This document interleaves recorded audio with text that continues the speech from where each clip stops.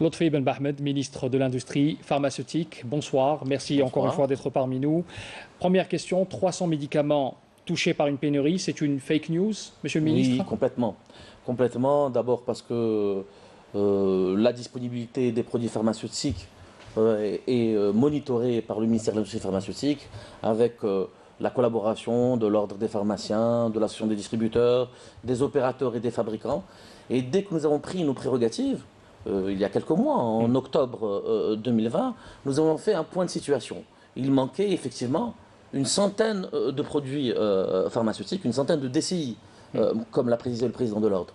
Il faut différencier entre la DCI, la dénomination scientifique, et la marque. Parce que si on fait le jeu des marques, on rentre plutôt dans le marketing des laboratoires. Aujourd'hui, justement, après avoir fait ce constat, nous avons pris tout de suite nos responsabilités en mettant en place une attestation de régulation. Cette attestation de régulation qui, facture après facture, importation après importation, nous permet de monitorer le marché du médicament. Notre objectif, c'était quoi? C'était de ne plus importer des produits fabriqués localement. Et effectivement, nous avions des produits, des dizaines de produits qui étaient fabriqués localement, qui continuent à être importés au détriment de notre économie nationale. Nous avions des produits, par exemple, qui étaient importés alors que nous avions 15 mois de stock. Et pour le même laboratoire, il pouvait y avoir 15 mois de stock sur ce produit-là, alors que pour d'autres produits de ce même laboratoire, nous avions des ruptures. Nous voyons bien que la régulation n'était pas au niveau de ce qu'elle devait être. Effectivement, vous savez, la disponibilité est tributaire de programmes d'importation et de programmes d'importation de produits finis et de programmes d'importation de matières premières. D'accord. Voilà. Et ces programmes-là sont délivrés d'une année sur l'autre. C'est-à-dire qu'aujourd'hui, la situation que nous avons, ce sont les programmes qui ont été signés par le gouvernement précédent en 2019. Et c'est pour cela que dès octobre, nous avons, à travers cette attestation de régulation, intervenu sur le marché pour justement conforter plutôt le marché. Vous savez, en Algérie, le marché du médicament, c'est 4 milliards d'euros. 2 milliards à la production et 2 milliards à l'importation. C'est 3 fois plus que les pays voisins. Donc l'effort qui est consenti est très important. Alors, juste pour revenir, le chiffre des 300, il faut éclairer l'opinion publique. 300 médicaments, c'est faux, c'est un mensonge. Ça a été relayé largement par la presse. C'était une exagération totale d'une situation et d'un chiffre qui n'est basé sur... Qui ne correspond pas à la réalité. Voilà, et qui ne nous a pas été transmis. Nous sommes le ministère de tutelle. Oui. Si quelqu'un avait une liste à nous donner, oui, il l'aurait fait. Mais au-delà de ça, c'est, comment dire, significatif du malaise qui existe sur justement les actions que nous sommes en train de mener. Qu'est-ce que vous voulez dire par malaise, monsieur le ministre?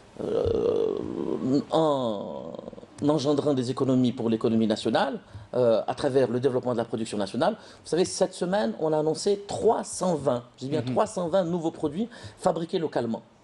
Alors que les autres années, on n'a enregistré que 80. Cette transition peut provoquer cette transition, ce changement, cette volonté importante du gouvernement algérien d'aller vers la production nationale, de faire de l'industrie pharmaceutique un segment, un levier de croissance pour le pays, un levier de croissance pour le pays, dérange. Toutes les économies que nous faisons sur l'importation, elles ne se font pas au détriment de la disponibilité. Bien au contraire, elles se font lorsqu'on développe la production nationale, on assure la disponibilité. On l'a bien vu avec la Covid. Les pays se ferment. Et lorsque nous produisons localement, nous assurons une disponibilité continue. C'est une autonomie qu'on est en train de... C'est une autonomie et c'est la création de valeur ajoutée. C'est que comme ça que nous pourrons développer notre pays et nous projeter, ce que nous faisons aujourd'hui, sur l'exportation. L'Algérie a les moyens de devenir un hub pour l'Afrique et pour le bassin méditerranéen et la région MENA sur la production de produits pharmaceutiques. Tous les éléments sont là. C'est une politique que nous articulons depuis 2 mois à travers la mise en place non seulement de décrets exécutifs, mais d'actions concrètes. Si vous permettez, c'est assez court. Vous êtes en train de faire un travail qui permettra une transition. Et est-ce que ce travail de transition ne va pas provoquer, peut-être pas des pénuries, mais quelques manquements sur certains médicaments? On a vu sur le reportage des pharmaciens d'officine parler peut-être de manque en termes de nombre, et pas de pénurie. Pourquoi ? C'est ce que j'expliquais tout à l'heure, c'est-à-dire que comme les programmes d'importation qui avaient été signés, la régulation était insuffisante. C'est-à-dire et c'est pour cela que nous avons mis en place une nouvelle réglementation qui nous permettra, à travers l'observatoire aussi, c'est-à-dire l'association, nous associons l'ensemble des acteurs de la chaîne du médicament à justement monitorer le circuit du médicament. Mais au-delà de cela, nous allons, non seulement délivrer des programmes d'importation, des programmes de production, mais avec un échéancier précis et avec une numérisation qui nous permettra de savoir non seulement quand est-ce que c'est non seulement des quantités suffisantes, mais quand est-ce que ces quantités devront être disponibles sur le marché, ce qui n'était pas le cas. Avant, on délivrait simplement des quantités et on n'avait pas du tout de visibilité sur leur livraison en Algérie ou sur leur production, à quel moment ils devaient être produits. Aujourd'hui, nous avons un système totalement intégré, numérisé, avec des acteurs indépendants, puisque ce sont ceux de l'ensemble des représentants de la chaîne du médicament, qui seront présents pour monitorer. Et dès janvier, nous publierons, je dis bien nous publierons, la liste des produits qui, vous savez, des fois, il y a des causes exogènes. Il peut y avoir des ruptures mondiales. Il peut y avoir des problématiques sur certaines matières premières. Nous publierons la liste des produits qui manqueront et ça permettra justement aux prescripteurs d'orienter leur prescription vers les produits qui existent et d'anticiper et de ne pas gêner justement nos malades.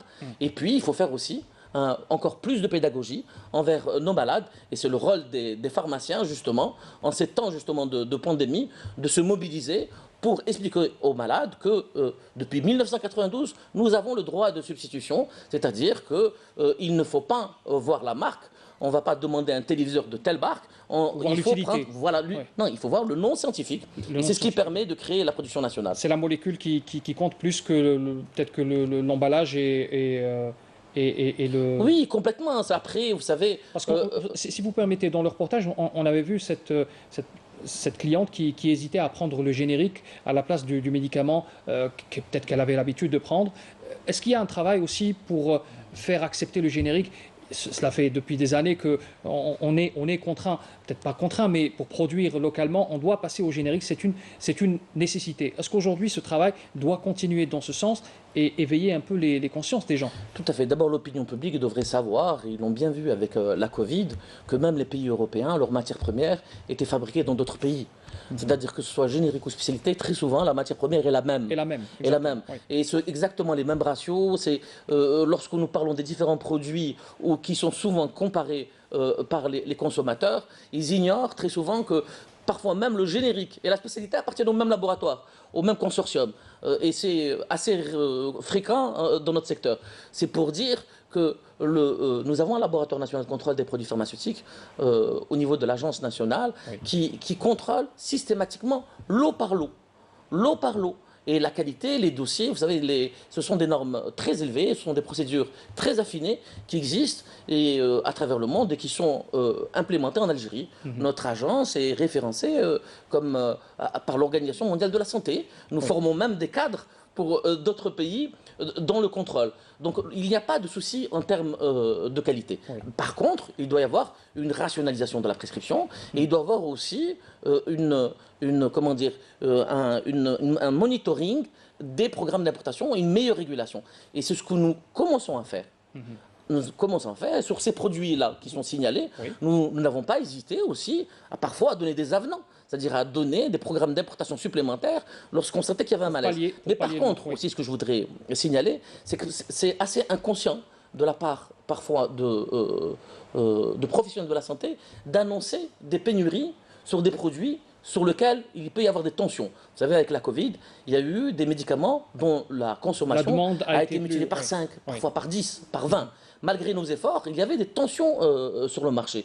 En annonçant ces pénuries, les gens se précipitent sur ce médicament et on crée d'une tension, on passe à une pénurie. Nous appelons à la mobilisation. Notre plan d'action, il est précis, il est chiffré, il est documenté. Vous appelez aussi à la sagesse, monsieur le ministre. Nous appelons non seulement à la mobilisation, à la sagesse. Notre pays est à un tournant de son histoire. Nous le ressentons tous actuellement. Nous devons tous nous mobiliser pour la protection de la santé publique et pour le développement de notre pays. Donc c'est un appel à la mobilisation et à la responsabilité, aussi, que tout un chacun devrait assumer en ces temps particulièrement délicats. Lotfi Ben Ahmed, ministre de l'Industrie pharmaceutique, merci d'avoir été notre invité ce soir. Merci à vous. Et merci pour tous les détails que vous avez apportés et pour ce démenti concernant ce chiffre qui a été donc révélé récemment sur la presse, sur les colonnes de la presse concernant cette prétendue pénurie du médicament en Algérie.